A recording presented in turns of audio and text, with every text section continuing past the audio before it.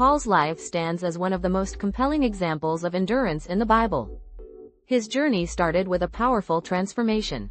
Born as Saul of Tarsus, he was a devoted Pharisee, educated under the esteemed teacher Gamaliel. He zealously enforced Jewish laws and actively persecuted Christians. But God had a greater purpose for him. While traveling to Damascus to arrest believers, Saul experienced a blinding vision of Jesus. Falling to the ground, he heard a voice saying, "Saul, Saul, why are you persecuting me?" Acts 9-4. After this encounter, he was left blind for 3 days. A disciple named Ananias was sent by God to heal him, and from that moment, Saul became Paul, dedicating his life to spreading the gospel. Paul's new life was marked by extraordinary perseverance. With no illusions about the dangers ahead, he began his missionary work. He was determined to share the good news of Jesus, even if it meant facing rejection, betrayal, and suffering. He tirelessly preached across Asia Minor, Greece, and beyond, often speaking in synagogues, marketplaces, and any other venue that would welcome him. But Paul's journey was challenging from the start.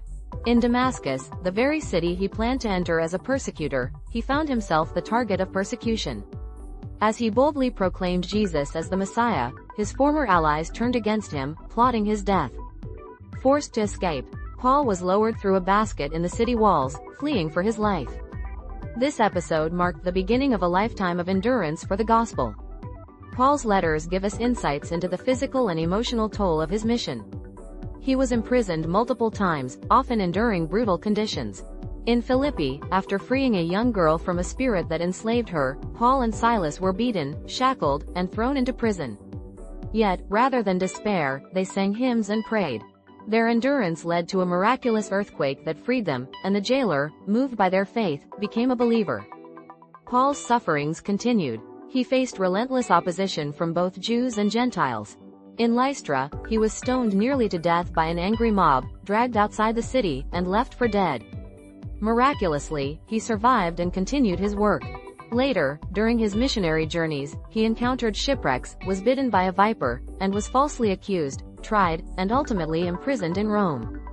In 2 Corinthians 11:24-28, Paul details his hardships. 5 times I received from the Jews 40 lashes minus 1. 3 times I was beaten with rods, once I was pelted with stones, 3 times I was shipwrecked, I spent a night and a day in the open sea. Despite these dangers, Paul pressed forward, knowing that his suffering was temporary compared to the eternal reward.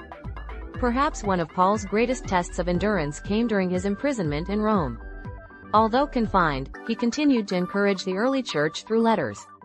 His epistles to the Ephesians, Philippians, Colossians, and Philemon, known as the prison epistles, were written during this time. Instead of focusing on his suffering, he urged others to live joyfully and faithfully. In Philippians 4:13, he declared, "I can do all this through him who gives me strength." His message of perseverance resonated with believers then and continues to inspire Christians today. Paul's endurance wasn't fueled by physical strength but by his unshakable faith in God's promises. In his letter to the Corinthians, he wrote, "We are hard-pressed on every side, but not crushed, perplexed, but not in despair, persecuted, but not abandoned, struck down, but not destroyed." 2 Corinthians 4:8-9. He viewed his suffering as a means of glorifying Christ, saying, "I have been crucified with Christ and I no longer live, but Christ lives in me." Galatians 2:20. As Paul neared the end of his life, his sense of purpose and endurance only strengthened. Knowing his execution was imminent, he wrote to his protege, Timothy, saying, "I have fought the good fight, I have finished the race, I have kept the faith. Now there is in store for me the crown of righteousness, which the Lord, the righteous judge, will award to me on that day." 2 Timothy 4:7-8.